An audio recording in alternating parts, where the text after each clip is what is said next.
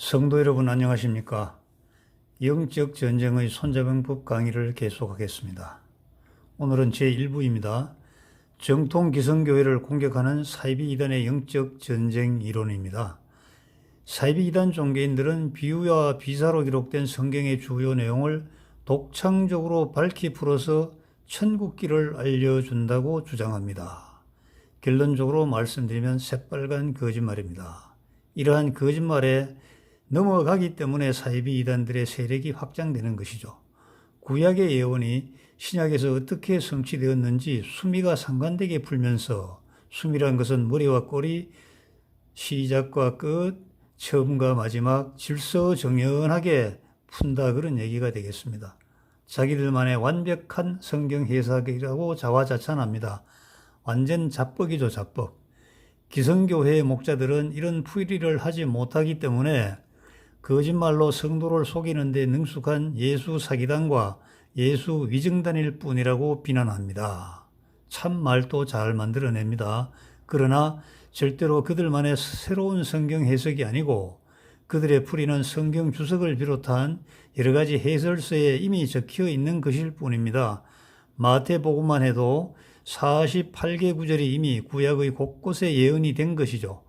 독자 여러분들께서 속으면은 사이비 이단의 영양의 공급원이 되어 드리는 것입니다. 속지 말고 중심을 잡고 앞으로 차근차근 저와 함께 알아보겠습니다. 오늘은 제1장인데요. 가짜 목자가 인도하는 기성교회입니다. 이것은 그들의 전매 특허입니다. 가짜 목자는 누굴까요? 정통 기성 보수교회를 가짜 목자라고 하고 자기들 사이비 이단은 진짜 목자라고 합니다. 찬찬히 짚어보겠습니다. 목자의 사명은 예수님 믿고 착하게 살다가 천국에 가려는 소망을 가진 성도들에게 참된 진리의 말씀을 전하여 이 땅에서 행복하게 살고 죽어서 천국에 갈 수 있도록 인도하는 것입니다. 참으로 당연한 얘기를 저들의 입에서 들을 수가 있습니다. 하지만 기성교회는 예수 위증단과 예수 사기단의 가짜 목자들이 판을 치고 있죠. 예수님을 거짓으로 증거하며 예수님의 능력을 빌어 사기를 치고 돈과 시간을 빼앗고 있습니다. 구약시대부터 거짓 선지자를 분별하라고 경고했지만 성도들이 목자를 분별하기란 대단히 힘들고 어려운 일입니다. 그러나 분별하지 못하고 거짓 목자를 믿고 따른다면 결과는 지옥행이 분명합니다. 그러므로 기성교회에 더 이상 머물지 말고 참된 진리의 목자가 인도하는 자기들 교회로 와야 한다고 주장합니다. 성도 여러분, 사이비 이단들은 마지막 이 주장을 하기 위해서 이 앞에 이렇게 많은 옳은 얘기인 것처럼 합니다. 이 말 자체는 옳은 말입니다. 이 말 자체는요. 그러나 사이비 이단들의 손에 들어가면 악이 되는 것이죠. 마지막으로 요 얘기하려고요. 앞으로도 이런 논리의 구조는 계속 나오니까 여러분들께서 중간에 옳게 보이는 이러한 얘기를 한다고 하더라도 맞는 말이잖아, 이렇게 생각하시면 안 돼요. 말은 끝까지 들어봐야 됩니다. 결론을 들어봐야죠. 마지막 크로징은 이렇게 하기 때문에 얘들이 사이비요, 얘들이 이단이요, 얘들이 용서받을 수 없는 악의 무리인 겁니다. 다음은요. 가짜와 진짜도 구별할 능력이 없는 목자, 따르지 말라, 이런 제목으로 알아보겠습니다. 하나님의 말씀을 전한다는 목자들의 말을 한치의 의심도 하지 않고 무조건 믿고 따라도 아무런 문제가 없을까요? 이런 의문은 잘못된 것입니까? 아니면 당연한 것입니까? 믿음이란 의문이 풀려가면서 견고하게 정립되는 하나의 현상이기 때문에 하나님의 말씀이라며 쏟아내고 있는 목자들의 은행에 의문을 품어보는 것은 당연한 것입니다. 이와 관련하여 제 경험 하나 말씀드리겠습니다. 제가 신학대학원에서 공부를 할 때 많은 질문을 했죠. 저는 10년 전에 이미 영적 전쟁의 손자병법이라는 책을 탈고를 거의 다 마친 상태이기 때문에 선행학습이 상당했습니다. 그래서 제가 하는 질문은 굉장히 답변하기도 어렵고 또 일반 성도들이 정말로 궁금해하는 것입니다. 그러나 그들은 차마 목사들에게 못 물어보는 거죠. 왜 못 물어봐요? 찍힐까봐, 왕따 될까봐 못 물어보는 거예요. 그걸 제가 많이 물어봤습니다. 그런데 어느 날 밤늦게 카톡이 왔어요. 열어보니까 너무 궁금해 하시거나 의문이 많으시면요, 성령님께서 싫어하십니다. 이렇게 어떤 여성 목사가 저한테 카톡을 보냈어요. 얼굴이 확 달더라고요. 여러분 정말 그렇습니까? 궁금해하면 성령님이 싫어하십니까? 진짜 목사님 그 니은 옆에 다른 모음과 자음을 붙이고 싶더라고요. 이러면 안 돼요, 여러분. 정말 여러분 이러면 안 돼요. 하나님이 가장 즐거워하시는 게 뭡니까? 기뻐하시는 게 뭐라고 생각하세요? 하나님 아들인 예수님을 아는 것을 가장 기뻐하시는 것이 하나님입니다. 예수님은요, 당신이 가시고 보내주신 성령을 알고 성령을 알고자 하고 성령과 함께하고 성령과 늘 같이 지내는 거, 그 성령님을 아는 것이 예수님께서 가장 즐거워하시는 거예요. 그래서 제자들에게도 어디 전도 나가지 말고 성령이 임하면 나가라고 한 거 아닙니까? 정말 성령님이 정말 우리 마지막 날 새 예루살렘 성전으로 우리가 들어갈 때까지 우리와 함께 계시는 분이 그 성령이라는 존재 아닙니까? 그런데 목사라는 사람들 입에서 이렇게 나오는 겁니다. 아니 목사라고 다 아는 거 아니잖아요. 모르면 모른다 그러고 다음 시간에 가르쳐 준다고 하면 되지. 궁금해하는 사람에게 어떻게 성령이 싫어하는 짓을 할 수 있느냐고 이렇게 문자를 보내는 거, 이거 정말 아니죠. 넘어가겠습니다. 왜냐하면 성경에서는 그들이 전하는 말이 참으로 하나님께서 하신 말씀인지 시험해보고 믿어야 한다고 이미 강조하였으며, 구약시대부터 혹세무민하는 거짓 예언자들이 세상에 많이 나타나서 하나님의 사람들을 파멸의 구렁텅이로 몰아넣고 있다고 경고했기 때문입니다. 하지만 목자들의 말에 의문을 가지면 믿음의 공동체에서 왕따를 자초하는 것이나 다름이 없죠. 순종이 제사보다 낫고 먼저 그 나라와 의를 구하라고 다그치는 분위기. 이거 정말 여러분 조심해야 됩니다. 우리 교회에서 나이 드신 권사님들, 이게 완전히 조자령 흥칼 쓰듯이 뭐 하면 이 얘기 하잖아요. 순종이 제사보다 낫다고. 순종이 제사보다 낫다고. 뭐 뜻이나 알고 이런 얘기 합니까? 그 권사님들요. 여러분들 때문에 시험 받아가지고 떠난 정말 초신자들 많아요. 예? 그러려면 집에서 혼자 믿으세요. 교회 나오지 말고. 잘 알지도 못하고 이런 건 막 써대잖아요. 다그치는 분위기 때문에 궁금해도 아예 입을 다물고 지내는 경우가 많죠. 하지만 광명한 천사의 모습으로 변장한 가짜 목자들의 말만 믿고 시키는 대로 했다가는 천국 가는 것은 고사하고 현실적인 삶에서 낭패를 당하여 극심한 고통을 받기 십상이므로 말과 행동을 시험해 보라는 선지자의 경고를 기억해야 되죠. 당연하죠. 당연한 것이죠. 근데 어떻게 해요? 사이비 이단들은요, 여기에 대한 답까지 알려주고 있어요. 요한일서 4장 1절로 3절에는요, 그들이 성령님께서 일러주신 대로 전하는 자들인지 분별하려면 먼저 하나님의 아들이신 예수 그리스도께서 실제로 사람의 몸으로 오신 것을 믿는지를 시험해 봐야 된다. 예상외로 이 사실 안 믿는 성도들 참 많습니다. 우선 지금 이스라엘 민족이 이 자체 안 믿지 않습니까? 메시아가 아니라고 하잖아요. 만약 믿는다면 하나님의 말씀을 전하는 참 선지자이고, 믿지 않는다면 하나님을 대적하는 가짜 선지자인 즉 그리스도일 것이라고 하였죠.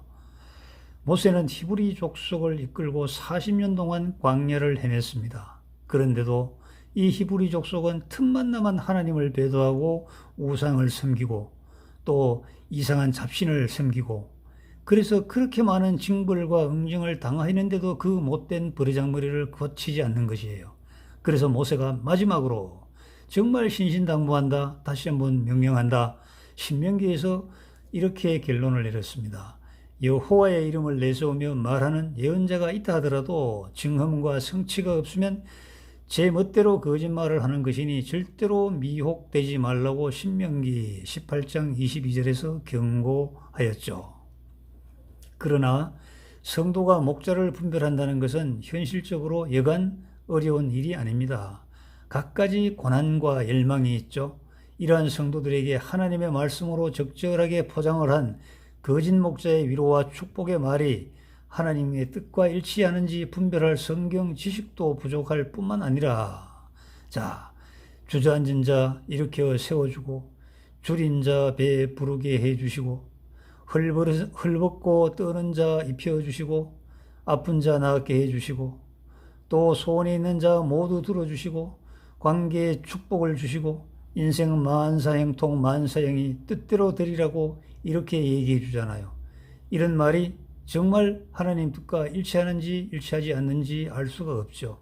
그리고 또 순종이 제사보다 낫다며 의문을 가지지 말고 무조건 따르는 것이 천국에 들어가는 지름길이라고 의문을 원천봉쇄하기 때문에 이런 상황에서 의문을 품고 시험해 본다는 것은요, 이것도 종교적인 자살행위, 또 교만한 자의 낙인을 자초하는 그러한 행위나 다름이 없습니다. 교만한 자, 우리 교회 사람들 기분 나쁘면 무조건 교만하다 그러죠. 저도 그런 얘기 많이 듣습니다. 많이 들었습니다. 제가 목사가 되어 어느 모임에 가니까 저를 과거부터 잘 보호하던 할머니가 또 한마디 하더라고요. 교만하다고요. 우리하고 같이 놀면 되지 왜 목사 되냐고. 기가 막힌 얘기입니다.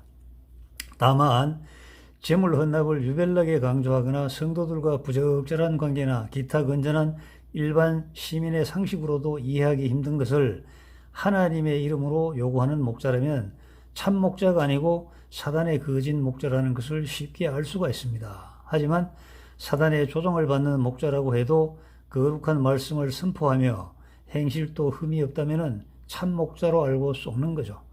이런 목자들의 가만히설에 속아서 집이나 전 재산을 교회에 갖다 바치고 생활고에 시달리면서도 하나님의 응답이 오면 몇 배의 재물을 얻을 수 있다고 믿고 기다리고 있는 성도들을 만나기란 그리 어려운 일이 아닙니다. 외형적으로 성장한 교회일수록 전 재산을 헌납한 신도들의 얘기가 전장에서 펼쳐지는 무용단처럼 전해지고 있죠. 그래서 곧 그에게 헌금은 천국행을 보장받는다는 확신의 씨를 심어주고 있습니다. 여러분, 중세 카톨릭에서 면죄부가 이런 거 아닙니까? 속죄부가 이런 거 아닙니까? 돈 주면은 죄를 씻어주고 천국에 간다고요. 참 기가 막힐 일입니다. 그러나 잘못된 씨는 반드시 잘못된 열매를 맺게 되고 이 열매를 먹으면 사망에 이르게 된다는 선인성과 악인 악과의 법칙을 깊이 새겨봐야 합니다.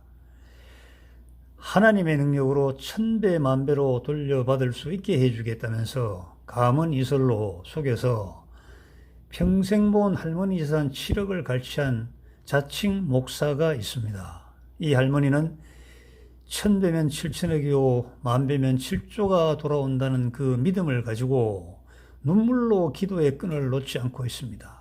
하나님의 계획과 작정은 1.1핵도 어긋날 수 없다면서 매일매일 철야 기도를 드리고 있는 것이죠. 한치의 의심도 없이 응답을 기다리고 있습니다. 여러분, 맞습니까? 7억을 갖다 바칠 때 하나님께